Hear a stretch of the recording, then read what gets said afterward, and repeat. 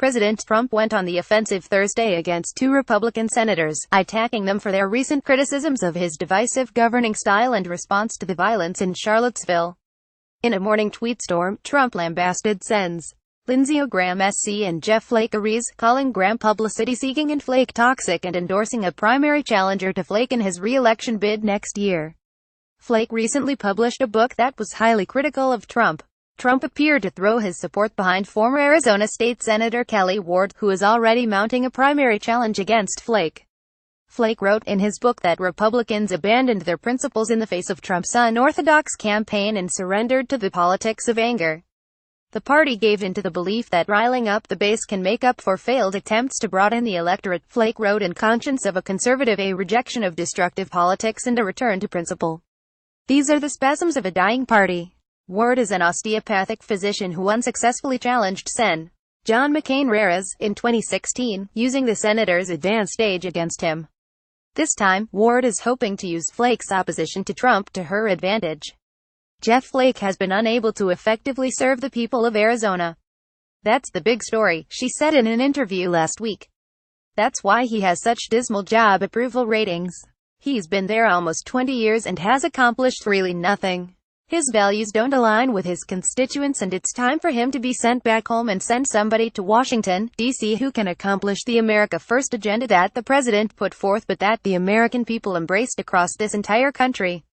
Ward said that she's especially upset with Flake's recent words and actions on healthcare and taxes, even though he voted for the GOP healthcare bill and is supportive of attempts to overhaul the tax code.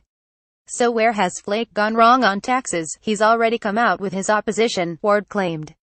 Rather than saying I'm looking forward to what Donald Trump puts forward so that we can accomplish the goal of lowering taxes across the board and making sure that our American economy thrives, he puts a negative spin on it from the beginning. And on healthcare, she said she's upset with his behavior. I'll call it his behavior on Obamacare. When the bill was over in the House, Jeff Flake was over in the Senate telling reporters that there just was no appetite for full repeal of Obamacare in the Senate. He was whispering to his donors in the hospital corporations and the insurance industry not to worry. Ward specifically cited a Washington Post story from May that included Flake telling constituents that he had a hard time believing that the Senate would vote to pass health care legislation before the August recess. Flake's campaign spokesman responded in a statement, "You don't serve Arizona by cutting backroom deals in Washington, D.C. That's why Senator Flake will always fight for the people of our state." McCain tweeted a defense of Flake. Trump also slammed Graham, who was among the Republicans who criticized Trump for failing to offer a full-throated condemnation of the white supremacist rally in Charlottesville.